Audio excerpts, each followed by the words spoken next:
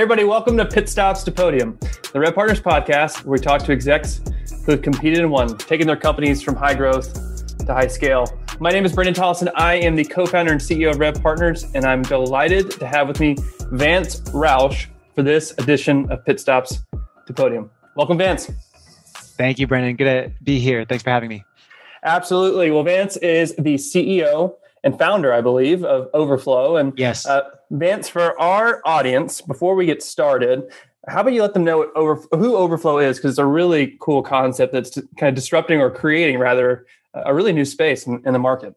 Yeah. Overflow is an online donation platform. So we serve nonprofits, universities, and churches with our donation platform. Our unique take is that we help nonprofits, churches, and universities get stock donations from their supporters and from their donors. It's interesting that, today most donors actually hold their wealth in non-cash assets, primarily stocks.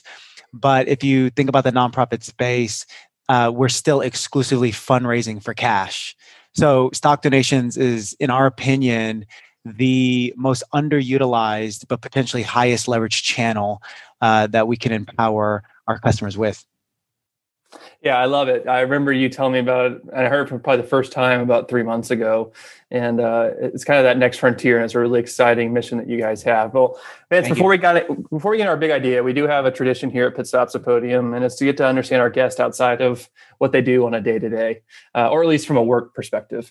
So, Vance, what are 3 fun facts that our audience should know about you outside of Overflow? Amazing. Yeah. So number 1, outside of Overflow, I have 4 other startups that I'm working on. They're 4 kids, actually. It's Lennox, Emerson, Tatum, and we actually have 1 on the way. My wife is pregnant with our 4th. Yeah. So we're either smart or stupid. I don't know. We'll see. Number 2, I would say I'm super passionate about basketball. Since I was like 5 years old, I had dreams to be in the NBA, to be one of the first Asian American NBA basketball players. I let Jeremy Lin have it, and decided to do other things. Who's your team? Well, I live in the Bay now, so the Golden State Warriors. That's not just because I'm a bandwagon, right? But convenient. Exactly. Number 3, alongside building and founding Overflow, I was part of the founding team of a church called Vive in the Bay Area. So I actually am a pastor as well. Oh, very cool. Yeah, you keep yourself busy with kids, church, and building a business that you just raised around, right? Yeah. We're going to announce our Series A pretty soon here, so we're excited about that.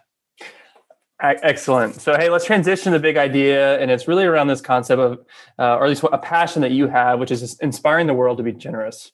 And so before we get into this topic, let's just do it to define her. How would you define generosity when you say that?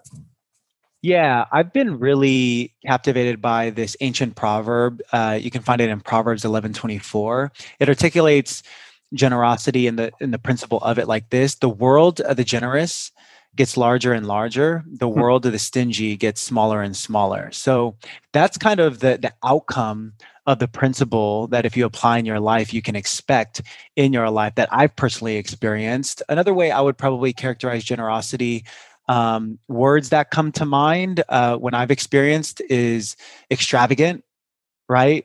I just remember early on the first time people would like pay for my food. It's the tension between being offended, like, no, don't do that. Like, you really shouldn't do that. Like, I can pay, but then also very grateful. Like, wow, thank you for doing that. And I get that sensation every time I engage with incredibly generous people, and it's really, really, really cool. I love that. And I want to kind of break that down a little bit in terms of when we inspiring the world to be generous. You talked about extravagance, and you talked about a few other ways in which you define it. But again, the Overflow context, you talk about more of, it's more than just a transaction to what you described, like the giving concept of the lunch you just described. It's more than just paying for someone's meal.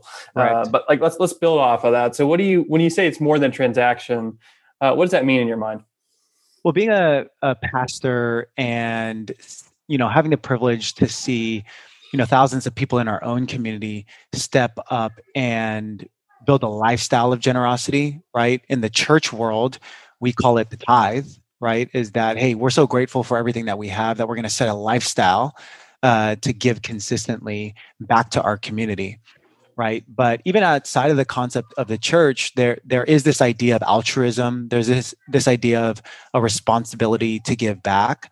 But if I look at the nonprofit space at large, what has been interesting is the way that we communicate the goals that we're trying to hit for our organization seems much more focused on the single solicitation or the activating a transaction rather than actually building a culture of generosity. It actually, and this was confronting to me when I used to think about it this way, but it's almost as if there's this culture of like, please would you give to us rather than inviting the community to have the privilege to be a part of what we're doing, right? And it's just a different mindset. It's a different type of culture where the former, what it does is it actually, gives this mindset to the supporter that I'm doing you a favor. Right. Or it gives this mindset to the donor that, oh yeah, sure, I'll give you my leftover. But, overflow, what we're trying to do is we're trying to flip that on its head. We don't need leftovers. We want your overflow. And so one kind of cool, unique business way to do that we found was, where do people hold their wealth? It's not actually in their checking and savings anymore. It's in their stock portfolio. And if they have a stock portfolio, they're probably living out of abundance. And so if we can make it super easy to give out of their wealth and their abundance, we actually inherently unlock unprecedented levels of generosity, or the potential of. Yeah, I love that. That gets back to that whole concept of extravagance, and the overflow is a great definer for your company in light of what you just described. But there's also this interesting aspect that you were just getting into when you talked about this invitation. There's a communal aspect, right? So like there's a sense of belonging. Let's park on that for a little bit in terms of what generosity can create from that perspective.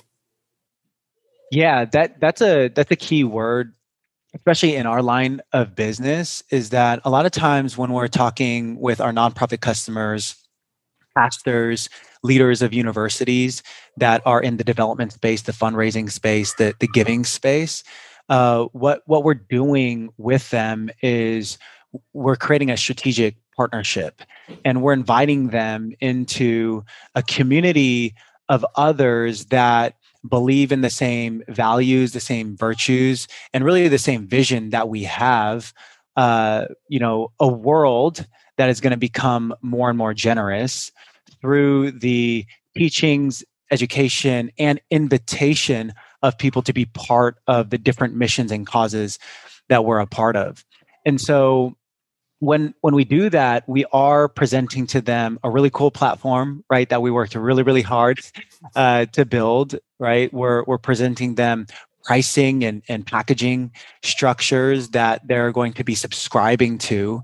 But more than that, what we see lead to conversion, or what we see lead to them, I guess, joining the Overflow family, is just this underlying belief that, oh, wow, when I work with Overflow, I know I'm going to get an incredible world-class tool, but I also know I'm going to get a partner that's going to come alongside me to build a culture of generosity within my organization. And if you think about social impact orgs, nonprofits, understanding how to do that and having the right tools to do that is actually the thing that moves the needle in fundraising, right? And so that's what we're really aiming to do.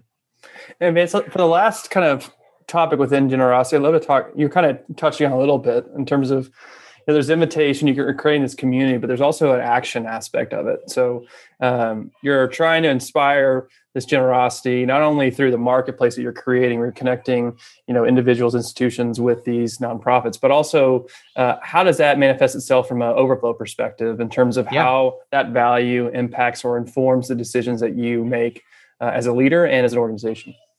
Yeah, great question. I mean, we cannot take anybody anywhere we haven't been before, right? That's leadership. And so what's really important to us is that our actions match our values. Culture is not just reinforced by your beliefs, but your actions that reinforce those beliefs during every single touch point with the customer. And so a lot of times customers might put the mirror back on us and, okay, cool, Overflow, you are preaching this message of generosity. What's Overflow's stance on it? And ours is really clear because we established it when we first started the company that we are actually going to give 10% of all of our revenue back to the causes that we're connected to. Revenue, not profit. That's not profit. Yeah, yes. yeah. And so it's easy to do 10% of profit when you're a startup and you're not making any money. Right. But yeah, no, top line revenue. And we do it in a really unique way where we actually calculate that every single month. And then we update our team because what we do is we share that generosity fund and we just divide it by the amount of team members that we have. And they get to choose what causes they want to support with it. So collectively, we're giving back to the ecosystem. So that's just like one tangible way. There's so many different ways that we try to translate that into our onboarding and activation processes. Each of our customers gets a really meaningful and thoughtful gift upon signing a contract with us, and things like that are, potentially surprises, but hopefully eliciting that culture of generosity that we aim to pioneer, teach, and come alongside our customers with. Well, and I'm sure it not only inspires generosity, but when you do that, it's also good for business. I would imagine that's creating retention, expansion, et cetera, which are all positive things, and it creates that community that we just talked about. Well, Vance, I know I'm inspired, but what are some practical tips, or not tips, but really next steps, I should say, that our audience could take as it relates to engaging with Overflow or with you individually?